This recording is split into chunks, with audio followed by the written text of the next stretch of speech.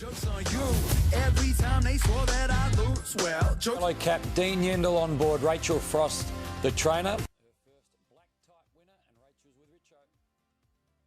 Yeah, thrilled, Rachel Frost. Rach, congratulations. A Flemington win with this horse. He's just been a marvel for you. Yeah, he's just a neat old horse. Generally always tries. A couple of times he hasn't, but no, he's just wonderful. Were you doing the firm and the rain hadn't arrived? What was going through your mind? All his stakes performances have been on good tracks, so it's only his wins that haven't been, so, he's all right. As long as there's a bit of give in the ground. Well, he's just been a marvel for you. Did you think today you had him at his top? He jumped out really well. He might have run last the other day. I rode him in a jump out against Pippi and that, and he worked through the line real good, so, it ticked him over nicely for this. It's a great win and good prize money. It's a listed race, but at Flemington, does that add a little something special to it? Oh, it has, yeah, it does. Like, first win here, so it's good. Congratulations to you and the team. What's next for him? I don't know. He does whenever, so yeah, we'll find a race. He's like a little ATM. Enjoy that. You better go and grab him. And off she goes. 50th run, 7th win. Well done. So the Makybe Diva Stakes next at Flemington. And you have a look down the line. Master of Wine, Horse 9, Team Hawks. Wayne Hawks is with Richo. One of the most anticipated races of the spring so far sees a star crop of 3-year-olds clash in the Run to the Rose. When they were two, Farnan reigned supreme, and Gay Waterhouse and Adrian Bott's star colt returns for his first run since his stunning win in the Golden Slipper. Away game and Farnan, another one for Gay Waterhouse. Farnan leads all the way from away game and Mama Reagan. Queensland is well represented, with Rob Heathcote's Rothfire. And the thriller from Chinchilla, that's all Rothfire. Already a Group 1 winner in the JJ Atkins, and now on a path to the Everest. Racing now, North Pacific jumped okay. Team Hawks has North Pacific, who kicked off his spring with a breathtaking win in the up-and-coming. He's the real deal, the brazen bow cock. While their Talender winner Ole Kirk is first up from a spell. Ole Kirk in the third. Peltzer won 3 on the trot, before finishing second behind Andes in the San Domenico. Dominant again. In third place was John Thompson's colt Mamaragan, who was another star performer in the autumn. Mamaragan kept going. Mamaragan for Blake Shin, Vita Samu.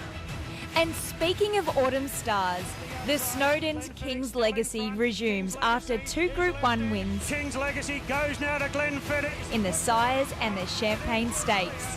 He's the Group 1 king, King's Legacy. Group 2, 1,200 metres, a sensational field, and there can only be one winner. Katie, you've summed it up so well. 7 horses, 6 colts, Rothfire's the gelding, and it is a stallion-making race, as Bruce alluded to earlier today. Yeah, it certainly is, and I've spent all week wrapping my head around how expensive these colts are. Other than Rothfire, who is a gelding, but he's on the Everest Pass, so he's got bigger things to win his owner's money. But Farnan, King's Legacy, some deals have been done, but these colts are worth probably $20 to $30 million. And the horses down the bottom, the Mamaragan and North Pacific, Ole Kirk and Peltzer, it's really important for these guys because they haven't got the record on the board just yet. They've been place getters, and there's a lot of hype around them. So I'm positive that today they've really got to make their mark. But what a fascinating contest. Yeah, I can't wait, Katie. Bruce, the slipper winner, Farnan, returns. What's the record for the slipper winners? Bit mixed, to be truthful. In fact, 6 of the last 7 I don't think have won another race, Hayne. But you can come back and win, and Gay's done it before with Piero. So if we look over the last few years, these are the 4 over the last 16 that have actually come back and won first up. But Piero's probably the key here, Hayne, because it's the same race, and it is Gay Waterhouse with Adrian Bott now. So, and that's a few years ago now. That's 8 years ago. So not easy to do, and I'm not convinced that that he's a certainty today. But he was the dominant 2-year-old, and as Katie said, it's just a cracking race. Absolutely it is. So that's next at Rose Hill, and confusion at Rose Hill. Excitement though right now. Farnan, 5 from 6, not a single doubt colt, and first up for 25 weeks, Katie. Yeah, well, he's a very valuable colt, isn't he? And look, his trials have been so impressive, haven't they? He's just got speed to burn, and he can just sustain it, even running through the line. He just looks so strong. Gay Waterhouse has put on Twitter that he's going to be unbeatable this preparation, and I respect her when she says that. She's a very good judge. But this boy, King's Legacy, probably be looking for a little bit further, but he's quality, isn't he, Bruce? He's a beautiful horse, Katie, and he won 2 Group 1s. It'd normally be the 2-year-old of the year if you win the Sires and the Champagne, but Farnham was so dominant in the Todman and dominant in the Golden Slipper, so he got the nod. I'm with you. He's probably more Caulfield Guineas horse or Golden Rose horse before that. He looks well. I know that Hugh Bowman's impressed with him. He rode him in those 2 Group 1s, but he stuck with Farnham today. So, look, a real interesting watch. This bloke's interesting. So, Wally and Jill Gleeson from Chinchilla bred him. He was bought out of a paddock home for 10 grand, and then, of course, the scam with Nigeria. It cost Robert Heathcote 20 grand, but he's a wonderful horse. He's won 6 out of 7, 800,000, and he will probably take Farnham on. They'll ride him for speed, and that will define the race in so many ways. So, he's in the Tab Everest. Does he hold his spot after today? Mamara again. Well, his sire, Wangina, was a great horse, but he only served 16 mares last season. Can you imagine how important it is for Wangina today for this bloke? His second up in a Golden Slipper was placed in a Sires. First up run was fantastic. Absolutely nothing wrong with his form at all. And, you know, he's at $10.90. And why is he at those odds? Because this is just a brilliant lineup of 3-year-olds. North Pacific, Katie, first up, ran into Farnham, then had a spell and won his next 2. Yeah, he's a highly sprint colt, isn't he? He's a beautiful horse to look at. He's so big and raw, but you know he's been doing all this in natural talent on heavy tracks. He does get a firm track today, so that's the only query. But James is confident that he'll only improve on top of the ground, and if that's the case, he doesn't have to improve much to beat them, I don't think. Horse number 6, Ole Kirk. I think he's sort of in the same boat as King's Legacy. He'll probably be looking for a little bit further, and from that barrier, he's probably going to have to get back. But look, he's going to be a big improver on whatever he does today. He's a stunning looking colt by Written Tycoon, and I'm sure that he'll be hitting the line nicely. Peltzer was unbeaten, and then first up this prep ran into Anders, who, to be honest, Bruce, is just absolutely flying. And was nominated for this race, Haim, and is coming down for the Moira, I believe. Look, what a beautiful horse. He's a So You Think. Unusual for So You Thinks to get precocious 2-year-olds. So he was a late season 2-year-old. He beat Anders as a 2-year-old and beat Overlord a couple of times.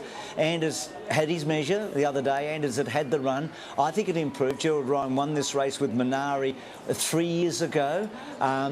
He's a genuine chance. I'm sure that he's right in the mix here. So it's just going to be fascinating. I'm going to be interested to see who Lizzie goes for here in the mounting yard, because that's going to tell a tale. Absolutely. We'll get to Lizzie in just a moment. But, Ben, a market here for these outstanding 3-year-olds? They are outstanding, and I cannot wait to see the Golden Slipper winner back in Farnham. It's so exciting to see. The Golden Slipper's been a bit of a curse the past 5 or 6 years, but I don't think that's going to be the case with this fella, and punters tend to agree. A touch better than even money, $2.15. North Pacific's been a bit of a firmer late here, $5.50 into $4.60 for Team Hawks and James McDonald. Rothfire, the Queenslander, at $5, already assured a Tab Everest berth. Peltzer at $9.50, Mamaragan at $10, King's Legacy at $31, a 2-time Group 1 winner returning as a 3-year-old at $31, if you don't mind, and Ole Kirk at 31s as well. But it just shows you the depth of this race. Farnham a clear favourite though. I really don't want to actually pick one of these because they've all presented in tip-top order and excellent condition, and they've all got their good points, and some of them have got even better points. I'm going with North Pacific on top. I thought that he looked absolutely fantastic. I love the fact that he's had a couple of runs in this campaign. I love his attitude. He's just one of those horses that always stands out right from the moment that we saw him early on as a 2-year-old, and he's progressed really nicely all the way through. Of the others, I'm going with the horses to me that have made a lot of improvement. Peltzer would be the biggest one. He looks as though he's tightened up really, really well and has come into it a lot more settled. And of course, Mamaragan, he looks also as though he's heading in the right direction and should run a very big race. Can't believe I've had to leave out Farnham as a horse from the yard, but that is who I feel has stood out. Well, thanks, Lizzie, very much. Katie, to you, the speed. I assume Farnham and Rothfire will be sort of leading the way. Is that how you see it? Yeah, that's how I see it. But a horse like Peltzer actually does have really good gate speed, and he probably could make Farnham work just a little bit harder than probably what Huey wants to work. But look, I think they'll definitely roll along with Rothfire and Farnham, so I think everything will get their chance. But I just could see North Pacific kicking up to try and hold the box seat and getting the nice run of the race. And King's Legacy, Ole Kirk and Mamaragan will be going back, but they'll be really hitting the line strong. Would not surprise me to see them finish within 2 lengths of each other. Thanks, Katie. Ben, Tab Hot Horse? is going to be number one, Farnan. No doubt about that. 60% of the money is on the favourite. It does look a bit of a risk, according to our traders, given so much speed on the map. North Pacific probably the one that gets the ideal trip, according to them. Rich O'Gay said she can't see Farnan being beaten this prep / ever, but Gay has a way of getting overly confident. How do you see it? Yeah, she put that out on social media saying that the trial suggests that he will never be beaten again in Farnham. You look at the history of this race, 6 of the last 10 winners have been first up from a spell. But I think North Pacific, a little like Denman was back in 2009, has that edge in fitness. And I think that's important. I reckon he's an X factor, not only in this race, but also for the Golden Rose. I think he can win. Ron is with Farnan, North Pacific for both yourself, Richo and Katie. Bruce? You notice came Farnham in different colours, so he had the Phoenix colours as a 2-year-old. Now with Kiora Stud, they've bought into him and now the major holder of him. That's where he stands. Look, I've got an open mind, Hayne, but I'm going to go with Farnan. He was one of the best 2-year-olds I've seen. The others are outstanding, but I reckon he'll hold his spot at the top of the pile. Yeah, I'm with sort of everyone that's spoken before. It's very hard to pick one of these colts. They're just such nice horses, and you know, Farnan's got the speed. Maybe it's his day lay and Rothfire, but certainly from a future perspective, I'm interested to see what Mama Reagan and King's Legacy do. So the 2-year-olds became 3-year-olds on August the 1st, and they do battle together. Bruce has alluded to the value of this race for the colts if they win it. Let's get to Darren Flindell. The Run to the Rose, race 6 over 1,200 metres. Offering best odds here at the finish as Farnan goes in. And Ole Kirk now is the last to move in. So Ole Kirk comes up. And the De Bortley Wines Run to the Rose is set. The red light is on. It promises to be a great race. Ready now, racing. And Rothfire began brilliantly, so did Farnan the outside. Pelzer straight into the bridle third, will let the 2 leaders go. Then North Pacific from American King's Legacy and Ole Kirk's last of all. As expected, they're going hard here, and Bowman takes Farnan to a lead, a clear-cut lead. Outspeeds Rothfire to show the way by 3 lengths. 2 off to Pelter, third, a length and a half North Pacific. Then came American King's Legacy and Ole Kirk, about 9 lengths away at the rear. He is going along at lickety split sectionals here. Farnan out by 5 lengths on the Queenslander Rothfire. Then came Pelzer being nudged along. 2 off to North Pacific, 2 further back to American as they straighten up, and Farnan a 4-length leader. Bowman still sits pretty quiet. Rothfire's giving chase, serious chase. Farnan coming back to Rothfire, clear from Pelzer, the Queenslander. Rothfire laid it down to Farnan and shot clear. Then Ole Kirk and North Pacific. He's a gun for hire. Rothfire puts pay to them in the Run of the Rose. Ole Kirk best of the rest second. North Pacific third. Pelzer home into fourth. Well, Farnan at very quick sections couldn't see it out from American and King's Legacy. Bruce, the thriller from Chinchilla. There was no way Farnan could go at that speed and hold on, and Rothfire just camped behind the speed and finished off brilliantly, as we saw him do in Queensland. What a great ride by Jim Byrne, Hamey. He let Huey go. He let him go. He could have got into a war with him. He was pretty dominant. I know they were closing at the end, Ole Kirk and North Pacific, but so they should have. Rothfire done so much work. Remarkable. The only gelding in the race, 10 grand out of a paddock. Can you believe it? For Robert Heathcote and for the Gleesons, this is a wonderful day. Katie, they're going to talk about Huey Bowman's ride for a long, long time. If I'm Gay and Adrian, and I love Huey, but I'm scratching my head a bit. Yeah, same with me, Bruce. I thought, you know, he really kicked him out of the barriers, but he just did overdo it, didn't he? And he just couldn't sustain that sort of speed. But all credit to this gelding, the cheapest horse of the field, mind you, $10,000. Rothfire still rode the speed. He sat second. He carted up all the colts to the field. He was there to be beaten, and he was so strong on the line. He definitely deserves his spot in the Everest.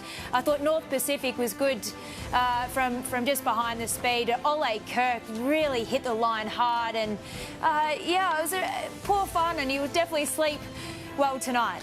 He won the JJ Atkins, Bruce, and you spoke about that $10,000 became 20 because when Robert Heathcote, I think, went to pay the bill, he just got given some wrong bank account details, did he not?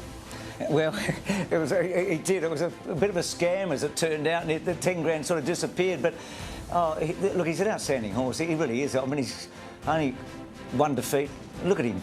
As you know, he's sort of the ugly duckling in terms of the yearling sales compared with the others. And you just wonder what happens with Farnham now. But Katie summed it all up. I mean, Tab Everest, here we come with Rothfire. He's in the mix, Hayne. Absolutely. And I remember Robert Heathcote, after he'd won the JJ Atkins, said, Everest, and well, he's absolutely on track. A quick break, the Mackay Diva, the 73rd running, used to be the Craigley, now the Mackay Diva. Group 1, weight for age at Flemington, and it is next. Russian Camelot, Bow and Declare, both out of Danny O'Brien's yard. Fierce Impact for Matthew Smith, may well be the favourite. Getting one last year at 100 to 1. All the drama will play out next on 7.